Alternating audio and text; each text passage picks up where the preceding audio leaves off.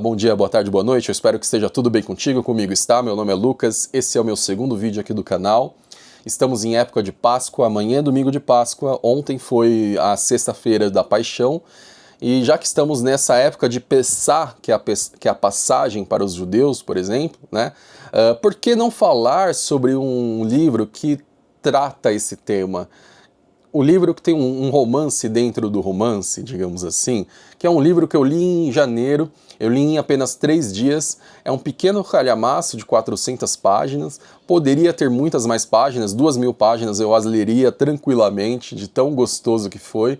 Esse livro se tornou meu livro preferido da vida, carregarei para ele aonde quer que eu vá, farei propaganda dele, tá? Destronou todos os livros que eu tinha até então como prediletos da minha vida, dificilmente ele será destronado, já dá vontade de reler, sabe?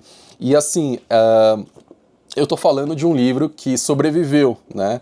Um livro que, apesar da censura soviética, ele sobreviveu, é um livro que está em minhas mãos, e aqui é o Mestre e Margarida, do Mikhail Bulgakov. Mikhail Bulgakov, o Mestre e Margarida.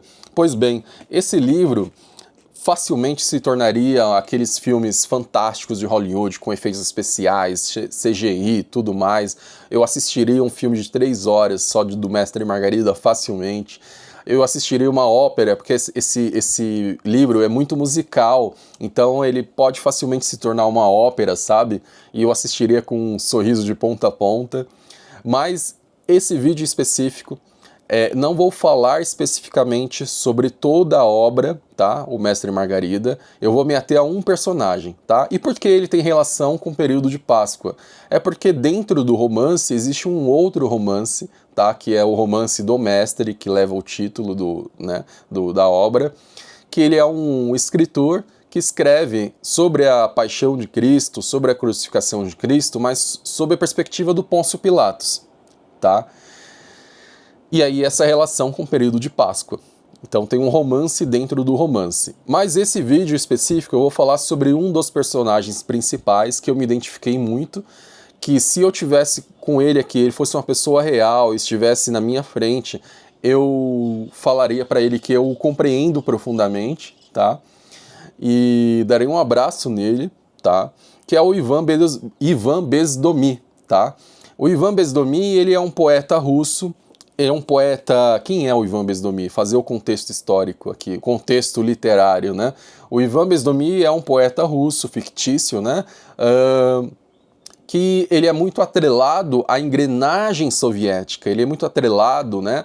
Ele é o sujeito que a sua poesia, aquilo que ele publica, aquilo que ele escreve, está atrelado a fazer uma propagação das glórias do Estado Soviético, das vanglórias da Revolução de Outubro, das benesses que a sociedade soviética e a Revolução trouxe à humanidade, entende? Então ele é o famoso chapa branca, ele é o escritor chapa branca, ele é o da propaganda, digamos assim.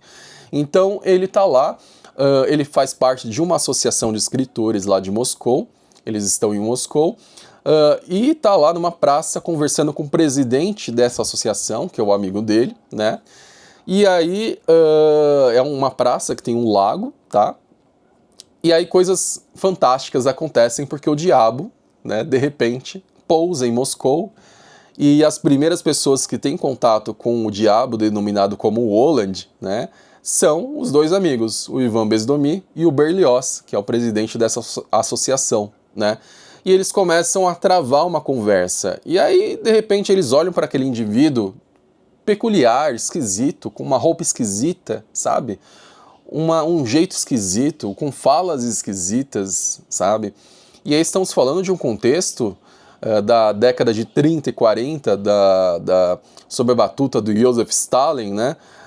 No regime soviético. Então qualquer coisa que destoasse minimamente do que era tido como normal ou comum já merecia uma certa atenção, ficavam desconfiados, ressabiados, né? Poderia ser espiões, poderia ser alguém instigando eles para identificá-los como contra-revolucionários, né, para fazer denúncias depois.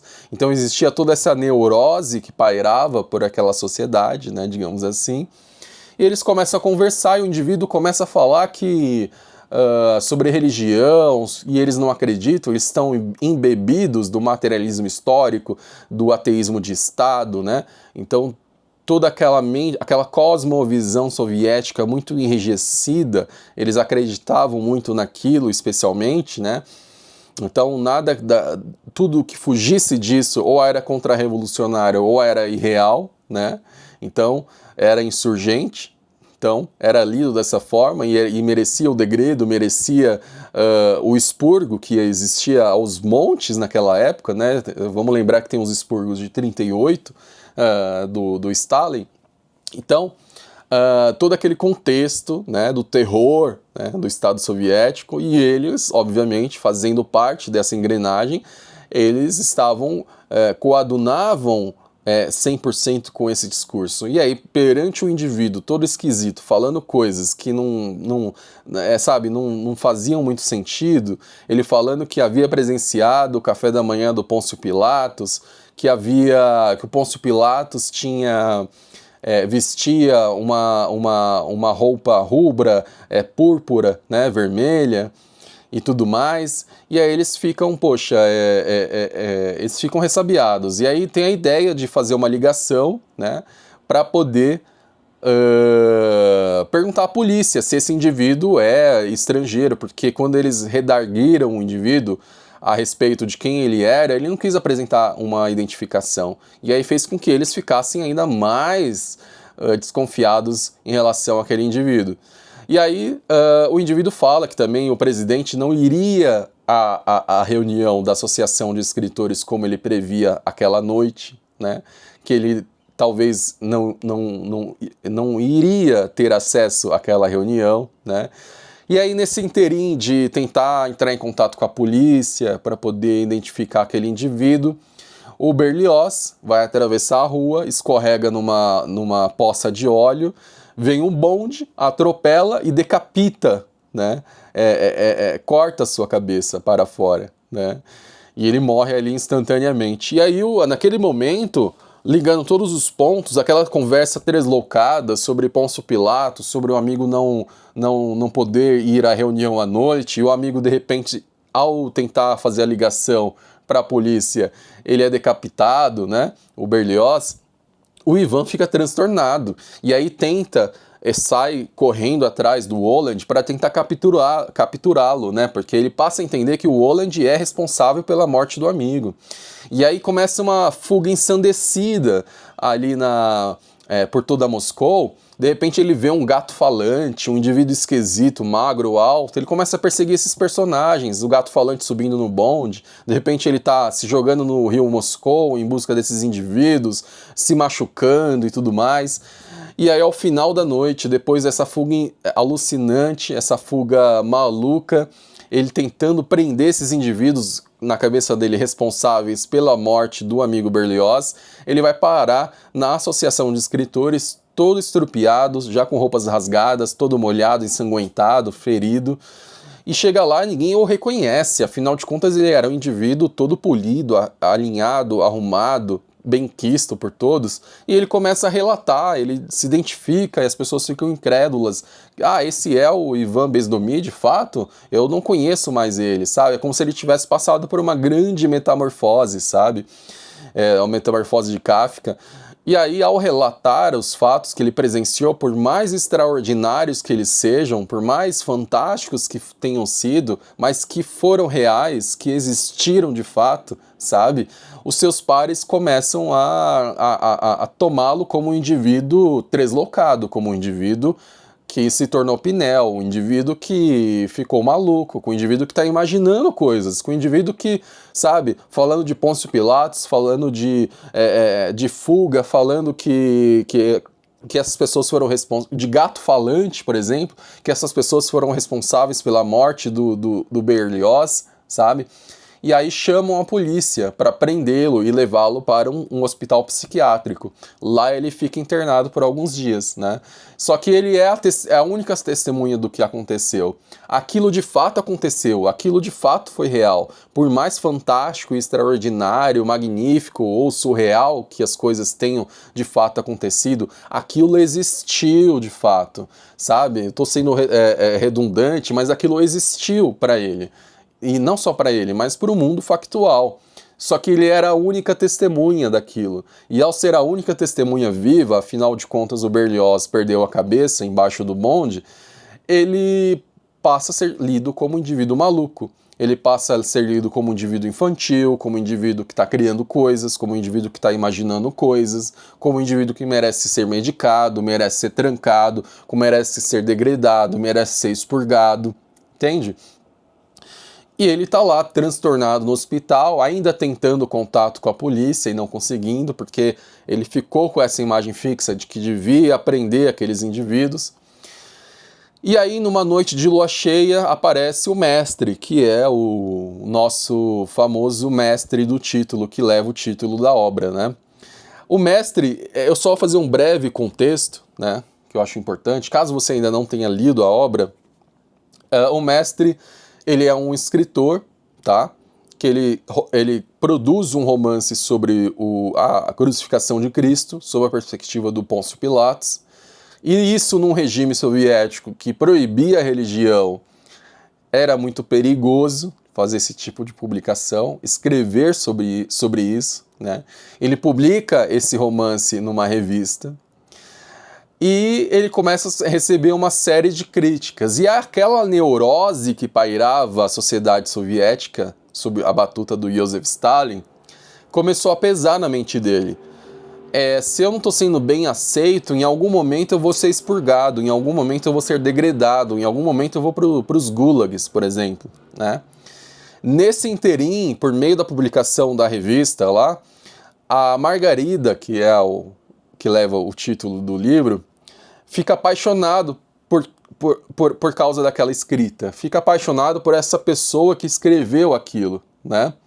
E aí ela vai em busca do mestre e eles começam a ter um caso romântico, né? Eles ficam verdadeiramente apaixonados. Ela é uma mulher casada, mas de um casamento que não tem amor, né? É um casamento mais de formalidade. E ela conhece o amor por meio do mestre, né? Na verdade, eu acho que estou confundindo, não foi pela publicação. Eles estavam caminhando, olha lá, minha memória está me falhando um pouco. Eles estavam caminhando na rua. Eu acho que ela estava carregando girassóis, alguma coisa assim. E aí tem uma conversa ali e eles começam a ter um caso, tá? Então eu acho que não foi pela publicação do romance. Falha minha, não vou editar isso aqui, vai seguir dessa forma, tá? Mas não importa como eles se conheceram. Eles se conheceram, tiveram um caso romântico, explosivo, sabe? Um amor verdadeiro, real. E aí ele publica e começa a ficar com a neurose que eu vou ser expurgado, que eu vou ser preso. E aí eles decidem, após o mestre ganhar na loteria 10 mil rublos, eles decidem fugir, né? Fugir para fora do país, né? Só que aí a mente pesa para o mestre. Eles escolhem um dia para fugir. E um dia antes, uma noite antes, o mestre decide largar tudo aquilo, decide queimar os seus manuscritos. E depois tem a famosa frase, os manuscritos não ardem, né? E deposita o dinheiro numa conta e voluntariamente ele se interna no hospital psiquiátrico para preservar a Margarida, porque ele sabia que ao fugir com ela corria muito risco ao fugir com ele, entende? Ela corria muito risco. E ele não queria que ela sofresse, que ela carregasse esse fardo junto com ele, porque ele verdadeiramente amava ela. Então ele tinha esse sentimento muito profundo por ela, e ela por ele. Tanto que ela se arriscou ao desistir de tudo para ir com ele para fora do país, né? Mas ele, nesse anseio de preservá-la, ele decide queimar os manuscritos, ele decide se internar num hospital psiquiátrico e não deixar nenhum aviso, né? E aí quando ela chega, né, no dia combinado, já pronta para fugir com ele, ela não encontra o mestre, ela encontra apenas resquícios, sabe, do que sobrou dos manuscritos que ele queimou lá no fogo, né? E aí ela fica totalmente desamparada perante aquele absurdo dele tê-la abandonado, né? E assim, na cabeça dela, ele não abandonou ela. Na cabeça dela, ele foi preso pelo regime soviético. E aí ela fica carregando isso por muito tempo, com a saudade, com a angústia, guarda pertences dele e tudo mais. Mas eu já estou entrando na seara da Margarida, do mestre e tal. Eu só fiz esse grande preâmbulo porque lá no hospital psiquiátrico tem esses dois personagens, o mestre e o Ivan Bezdomi. Lembremos que o mestre escreveu o romance sobre a crucificação de Cristo sob a perspectiva do Pôncio Pilatos, e aqui temos o Ivan Bezdomi, que teve contato com o extraordinário.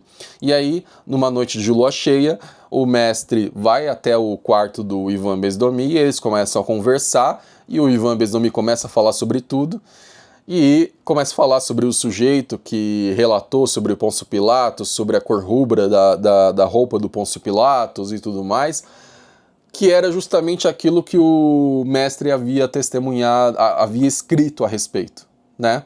E nisso há uma identificação. E ao ouvir o testemunho do Ivan, o mestre, a dado momento, fala: eu acredito em você. E aí, depois de tudo que aconteceu com o Ivan Bezdomi, o mestre passa a ser a única pessoa que valida o seu discurso.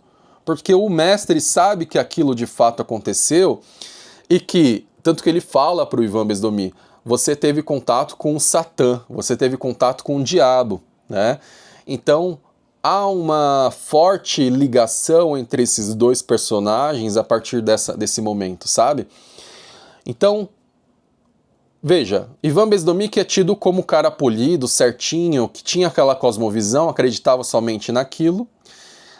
Ao primeiro momento em que ele é tido, que ele passa a destoar um pouco do discurso, ele passa a destoar minimamente do discurso prevalente daquele regime soviético, ele é internado, ele é degradado, ele é expurgado, ele é tido como um maluco, o cara que está inventando coisas, o cara que está imaginando coisas, entende? Então, ele não corresponde mais às expectativas daquele ambiente, daquela sociedade, daquele grupo, sabe? Então, daquela matilha, digamos assim. Então, ao desviar milimetricamente das expectativas do Estado soviético, ele passa a ser bloqueado dessa sociedade, digamos assim. Ele passa a ser rotulado como um maluco. Ele é tido, é o famoso gaslighting, né, nas relações humanas, mas é o gaslighting de Estado. Se você passa a destoar do que eu espero que você apresente a mim, você é um maluco, você está imaginando coisas, isso não aconteceu, isso é algo, sabe, da sua cabeça, você merece ser internado, você merece ser medicado, você merece ser degradado, você merece ser expurgado, você merece ir para o gulag, você merece ser invisibilizado, você merece deixar de existir, você merece ser tudo isso, entende? Então, o indivíduo, a capacidade humana, diante desse absurdo, não suporta isso, entende? E aí quando o mestre chega e começa a testemunhar o que aconteceu contigo e a validar aquilo, né? Por mais que eles estivessem no hospital psiquiátrico, ambos, né? Ou sejam, dois malucos, né? Mas aquilo é como se fosse a âncora dele, né? O que você está dizendo é verdade. E não importa o que você diga para as outras pessoas, ou que as pessoas acham do que você está testemunhando, do que você está, como que fala? Relatando. Porque se as outras pessoas acham que isso é maluco, isso não importa, entende? O que importa é o que de fato aconteceu contigo. Você não é maluco. Entende? Essa é a visão que o mestre passa para o seu, como fala? O Ivan Bezdomi, que é o poeta, né? Então, essa é a ideia. Então, ele encontra, por meio do mestre, a sua âncora existencial, digamos assim. A âncora que valida o seu testemunho. A âncora que de fato fala que aquilo de fato aconteceu, entende? Então não importa o que o resto da sociedade vai acreditar e vai lhe rotular, aquilo aconteceu contigo. Por mais que os outros digam que não tenha acontecido. Você não é maluco por isso, entende? Você não é maluco por ter sentido coisas, por ter vivenciado coisas, por ter experienciado coisas que até então você acreditava que não existiam, mas ao momento que você tem um contato com o extraordinário, com o fantástico, ele é tão magnífico que o resto da sociedade que nunca teve contato com isso não vai acreditar nisso, né? E aí aquilo é a força motriz que destruiu tanto o Ivan Bezdomi quanto o mestre, né? Eles têm essa comunhão, né? Ambos foram destruídos por causa dessa história, tanto o mestre, por meio do seu manuscrito, tanto o Ivan Bezdomi, por ter tido contato com Satã, né? Então, ambos foram destituídos da dita racionalidade pelos seus pares, né? Porque eles ousaram testemunhar, eles ousaram dizer aquilo que as pessoas não queriam ouvir, digamos assim. Isso é muito forte, sabe? Eles permanecem ainda alguns dias conversando e tal, e vamos lá, continuar, porque começou a chover, eu tive que fechar as janelas.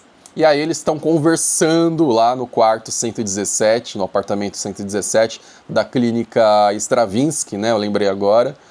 Esse é o nome da clínica, onde eles estão internados. E assim, o Ivan encontra no mestre esse alento, sabe? Esse acalento, a âncora que ele necessitava. Porque ao narrar os fatos e o mestre, que também ambos foram quebrados pela mesma história, né? Eles foram degredados, expurgados pelos mesmos motivos, entende? O mestre aqui por causa do manuscrito e o Ivan Bezdomi pelo relato do que ele vivenciou naquela noite fatídica que encontrou com Satã. Então quando o mestre fala que, bom, você se encontrou com Satã, né? Quando ele cita Pôncio Pilatos, a cor rubra e tudo mais, então as coisas se encaixam. E aí eles passam a ter um elo muito grande, eles passam a ter uma comunhão muito grande, né? E aí o Ivan Bezdomi, que sofria uma solidão radical a partir dos fatos, ou seja, ele passou a ser desacreditado quando houve a ruptura de expectativas, como eu disse antes, quando houve o desalinho das narrativas, dos discursos, das expectativas, do que cada um esperava em relação a ele e ele em relação aos outros, houve o colapso mental do próprio Ivan Bezdomi, né? Porque, bom, por toda a minha vida eu acreditei que a sociedade russa e a revolução e o Estado soviético pudessem me acolher. E no momento que eu testemunho algo extraordinário, eu relato que esse algo extraordinário foi responsável pela morte do meu amigo Berlioz, e ninguém acredita nisso, todo mundo passa a desacreditá-lo, a tomá-lo como um indivíduo maluco, como um indivíduo, sabe, insurgente ou algo do tipo, que merecia medicação e tudo mais. Ele entra em colapso, ele entra numa solidão profunda, porque ninguém acredita nele.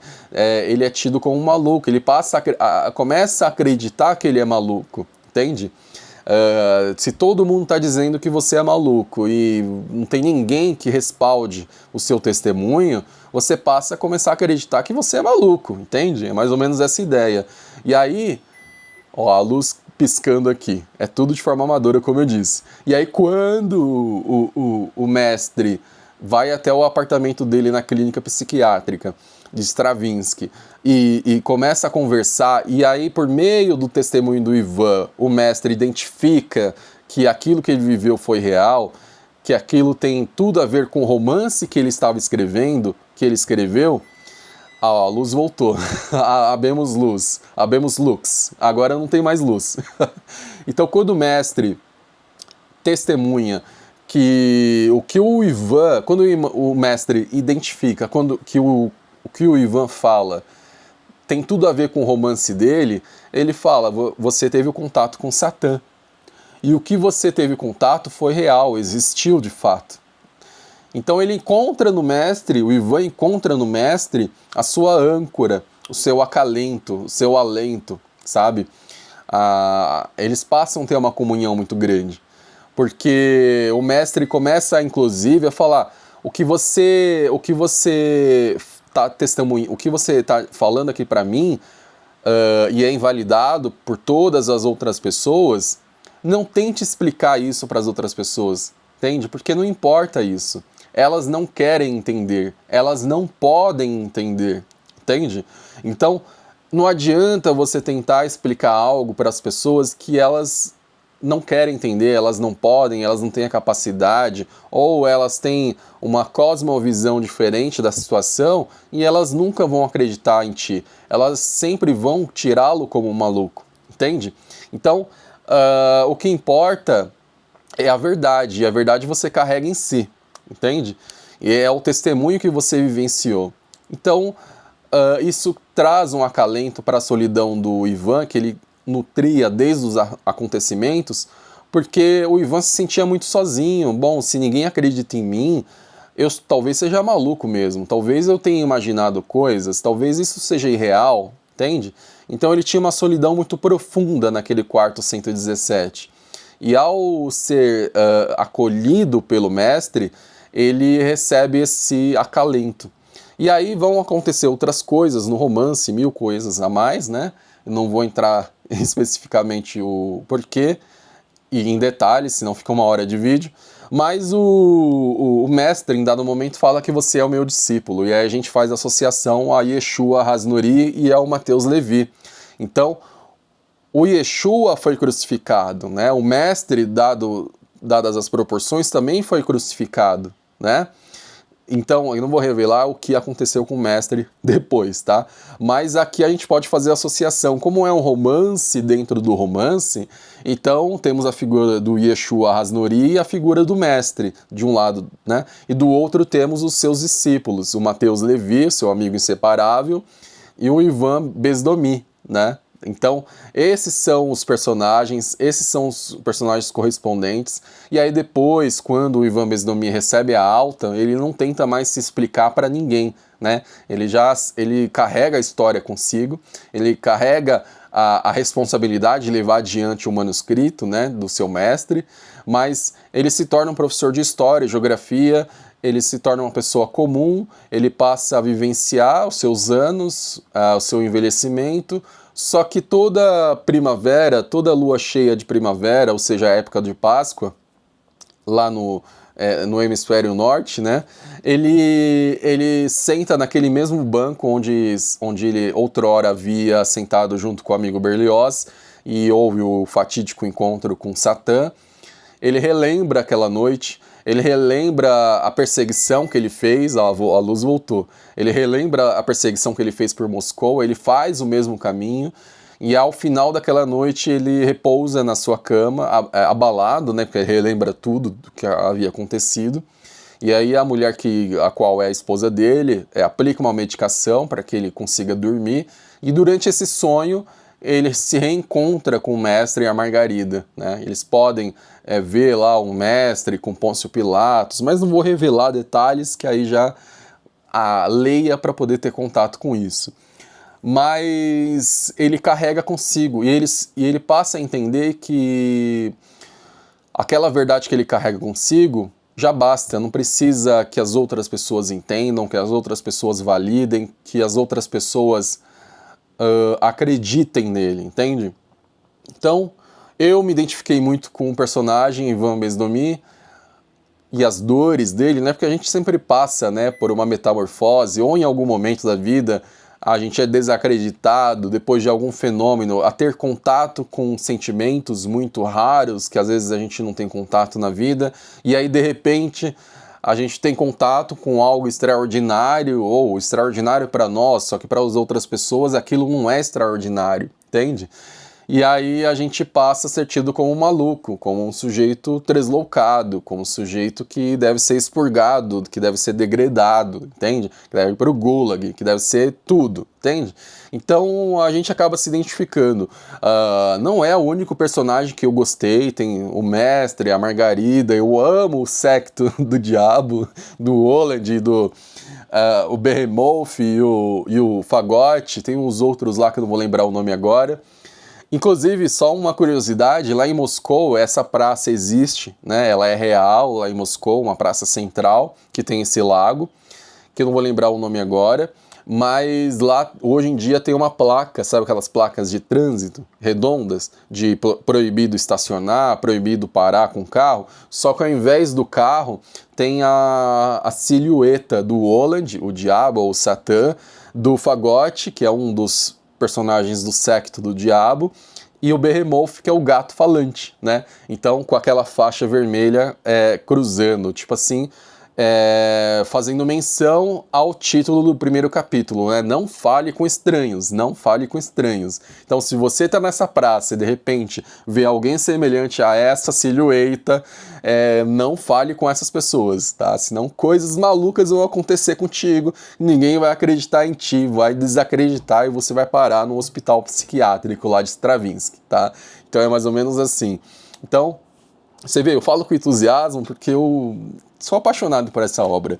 Eu vou fazer outros vídeos sobre o Mestre, sobre a Margarida, sobre o Secto do Diabo, sobre muitas outras questões, sobre o Yeshua Hasnuri, talvez, o Pôncio Pilatos, que é bem interessante a perspectiva que o Bulgakov traz aqui, né? A gente cria uma empatia por Pôncio Pilatos muito forte, né? Geralmente a gente cresce com o Evangelho, né? E nós, na cosmovisão, né, independentemente da religião que você tenha, a gente tem contato com a questão do Evangelho. De alguma forma a gente sabe o que aconteceu naquela semana de Páscoa e tudo mais. E o Pôncio Pilatos ele é muito demonizado, digamos assim. E aqui no livro do Bulgakov ele recebe um perdão, digamos assim. A gente tem uma grande empatia por ele durante toda a obra, tá? Então, eu amo essa obra, O Mestre e Margarida. Eu quero falar sobre todos os personagens e quando eu começo a falar eu não paro. Então, das coisas que eu amo. E esse é um vídeo muito mais alegre e positivo do que o último vídeo, que foi muito mais uma áurea bem pesada. Mas aqui está Ivan Bezdomy. Eu queria, se você fosse uma personagem real, existisse, eu lhe daria um grande abraço, porque certamente todos nós, seres humanos, em algum momento, a gente vai se sentir como o Ivan Bezdomy, o sujeito que é expurgado, é tirado como um maluco, que vivenciou sentimentos nobres e coisas reais, né? Por mais fantásticas e malucas que as coisas podem ter decorrido, mas no final todo mundo desacredita e passa a entendê-lo como um sujeito que passou por uma grande metamorfose e merece ser expurgado. E ele consegue encontrar sua redenção, né? Que essa é real, ele encontra a grande redenção dele por meio da figura do mestre, que valida a sua história, porque o mestre foi também invalidado, quebrado, degradado, silenciado, invisibilizado, expurgado por causa do seu manuscrito. E eu termino esse vídeo falando que manuscritos não ardem. E aí leia o livro, porque pelo meu vídeo já dá a entender o porquê manuscritos não ardem, tá? Os manuscritos, eles permanecem, eles continuam, eles existem. Aquilo que foi real continua perene, ele não deixa de existir, ele não é esgarçado com o tempo, entende? Agora, cada um segue na sua vida, como assim Ivan Bezdomy, apesar de toda a estrutura soviética e stalinista, ele permanece com a verdade intrínseca embebida dentro de si. E é isso. Então, findo com essa história e capiche, sigamos para as próximas.